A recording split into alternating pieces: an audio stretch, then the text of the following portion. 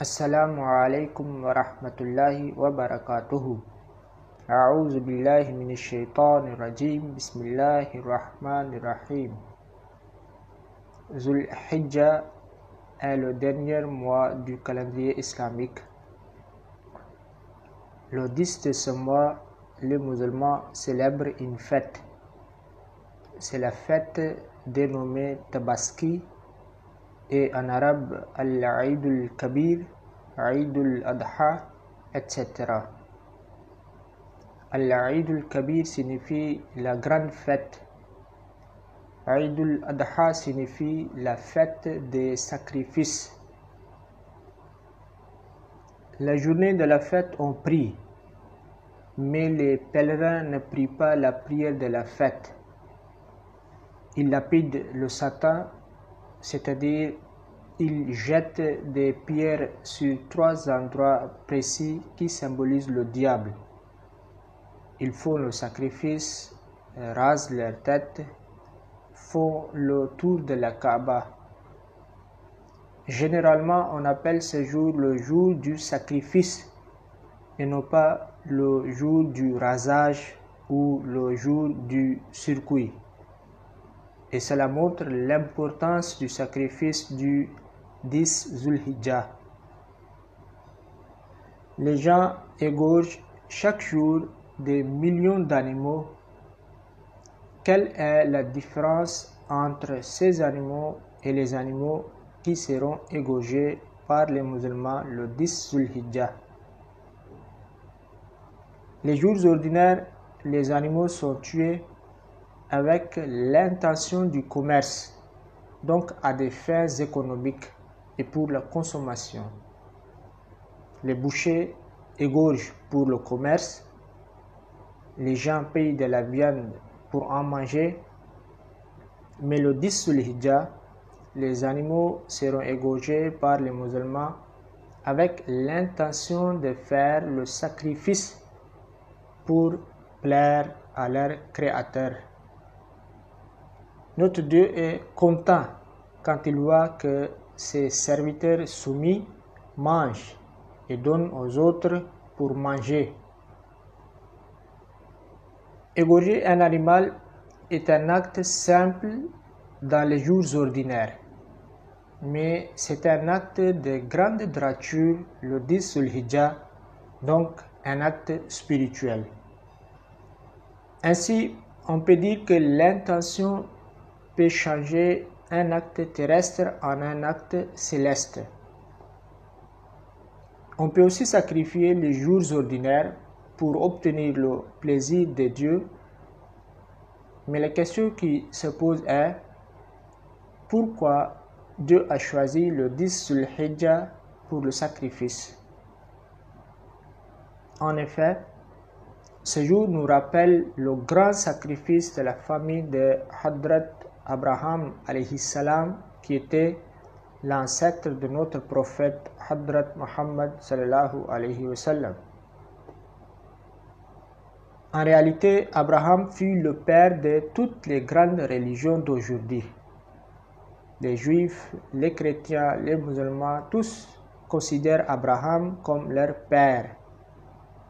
Donc la célébration de son sacrifice familial nous unit. Et le jour de la Tabaski donne le message de l'union entre les religions.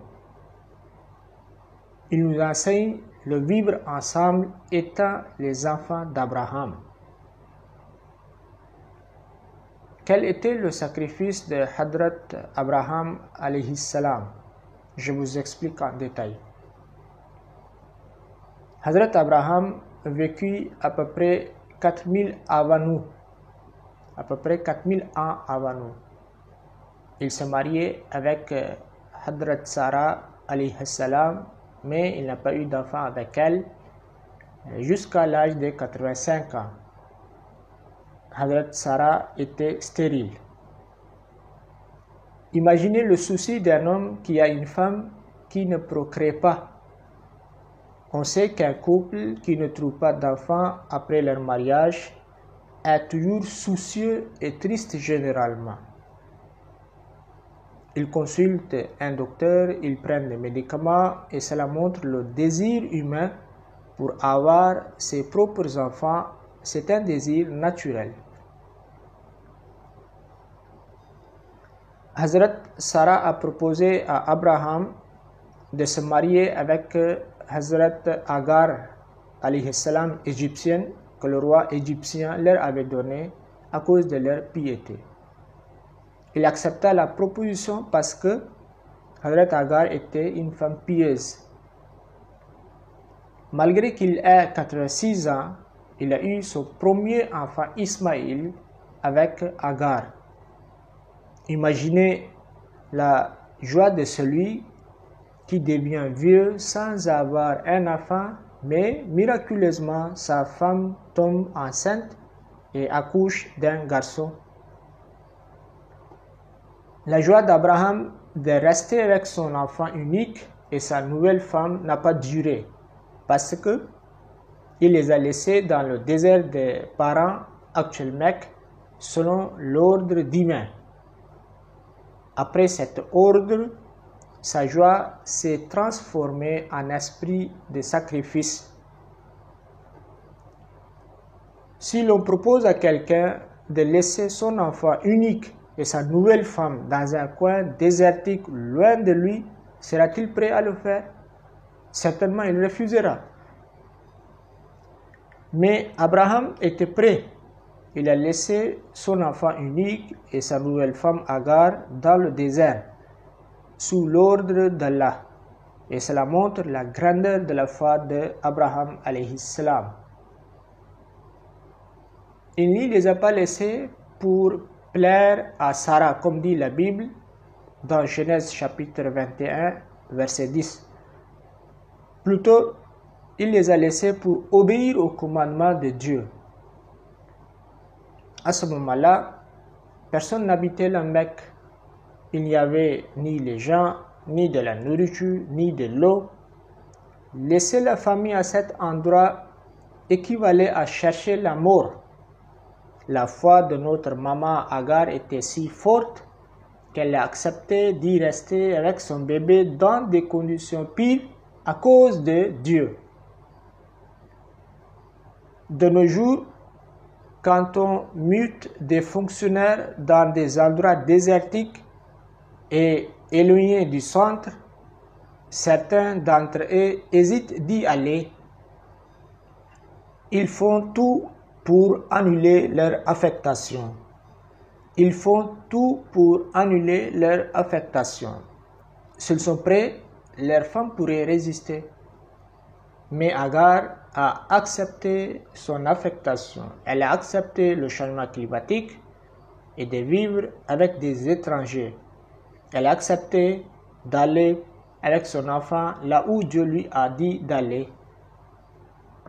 Elle croyait fermement que son mari était un prophète avec un cœur sensible.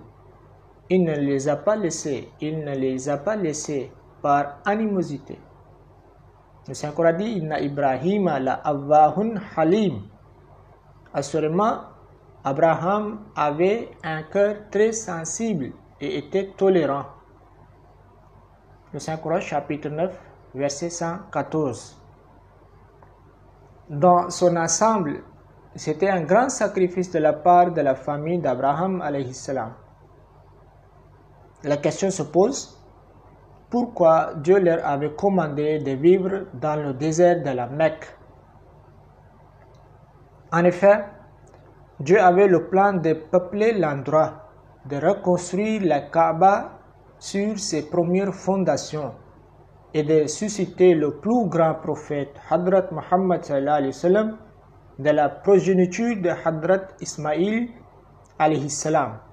Donc, pour les honorer, Dieu les a choisis pour ce sacrifice. Abraham rendait visite à sa famille de temps à autre. Maintenant, Ismaïl avait 13 ans. Abraham a fait plusieurs fois un rêve dans lequel il offrait en sacrifice son fils Ismaïl. Les rêves des prophètes sont des révélations et portent des messages divins. ce ne sont pas comme nos rêves qui sont souvent à cause de notre imagination ou à cause de problèmes d'estomac. Si l'on dit à quelqu'un de sacrifier son enfant unique, sera-t-il prêt à le faire? En effet, cela le provoquera et il tuera ce provocateur au lieu de tuer son propre fils. Mais Abraham était prêt à sacrifier son fils unique qui pouvait être une aide pour lui dans sa vieillesse. Il était prêt à sacrifier son seul héritier Ismaïl sous le commandement de Dieu. Et cela montre la grandeur d'Abraham alayhi salam.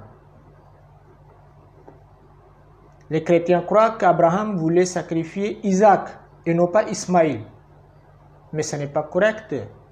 Parce que la Bible dit « Car tout premier-né chez les fils d'Israël est à moi, chez l'homme et chez la bête. Le jour où j'ai frappé tout premier-né dans le pays d'Égypte, je les ai sanctifiés pour moi. » Nombre chapitre 8, verset 17. Il en ressort le sacrifice du premier-né et non pas du deuxième-né. Et le premier-né était Hazrat Ismaïl alayhi salam. La Bible dit aussi, il reprit, n'étends pas la main contre le garçon et ne lui fais rien, car à présent je sais vraiment que tu crains Dieu, puisque tu ne m'as pas refusé ton fils, ton unique, ton fils, ton unique. Genèse chapitre 22, verset 12. Le verset explique que le fils dont on parle était unique. Isaac n'était jamais unique. C'était Ismaïl qui était pendant 13 ans unique. Il en ressort clairement qu'il s'agissait d'Ismaïl. Maintenant, je reviens sur le thème principal. Abraham a rêvé. Généralement, on interprète les rêves.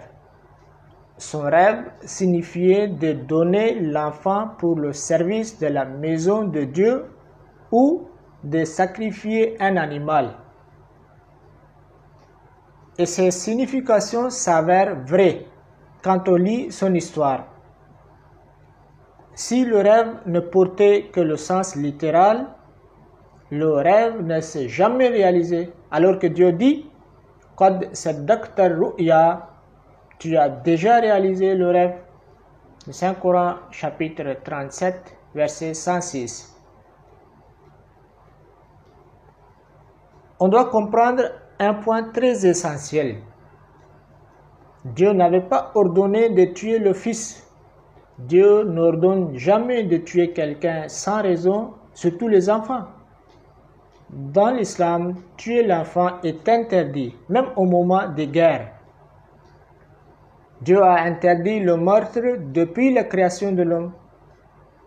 Chaque religion dit de ne pas tuer. Dieu n'ordonne pas de tuer les enfants. C'était Abraham qui a voulu sacrifier littéralement son fils suite à la répétition du rêve. De toutes les façons, Abraham alayhi salam a voulu appliquer son rêve dans le sens littéral. Il a demandé à l'enfant son avis au lieu de le forcer ou exécuter sans l'informer. Ismaïl a répondu comme suit. Ja abatif al ma tu'mar. Ô mon cher père, faites ce que Dieu vous ordonne. Le Saint-Coran, chapitre 37, verset 103. Le fils était prêt à se sacrifier. Sa réponse montrait qu'il comprenait l'importance de l'ordre divin. Quand on avait laissé Ismaïl avec sa maman dans le désert, il était tout petit. Il ne pouvait pas décider, il était obligé de rester là-bas. Mais maintenant, il avait grandi, il avait 13 ans, il pouvait accepter ou refuser une proposition. Et quand il avait accepté de donner sa vie, il était conscient de ce qu'il allait faire. Aucun père ne peut pas tuer son enfant à cause de son rêve. S'il le sait, l'enfant le convoquera directement à la gendarmerie pour dévoiler la folie de son papa. Mais Ismaïl n'a pas réagi comme ça. Il savait le statut de son père. Il savait que son père ne pouvait jamais faire quelque chose de mauvais. Il savait aussi la valeur du commandement de Dieu. Cela montre la grandeur de la foi de Hadrat Ismaïl alayhi salam. Ici, je vais clarifier un point. Si aujourd'hui, quelqu'un fait un rêve dans lequel il se voit tuer une personne, l'exemple d'Abraham ne lui servira pas comme un prétexte pour tuer cette personne. C'est parce que Dieu avait interdit de tuer même dans l'exemple d'Abraham. Actuellement, dans tous les pays, il y a une législation contre le meurtre. Toutes les religions interdisent de tuer. Donc, personne ne peut pas tuer quelqu'un à cause de son rêve. S'il fait cela, il sera considéré criminel devant la loi du pays et un pécheur aux yeux de Dieu. La question se pose, pourquoi Abraham a voulu sacrifier littéralement son fils?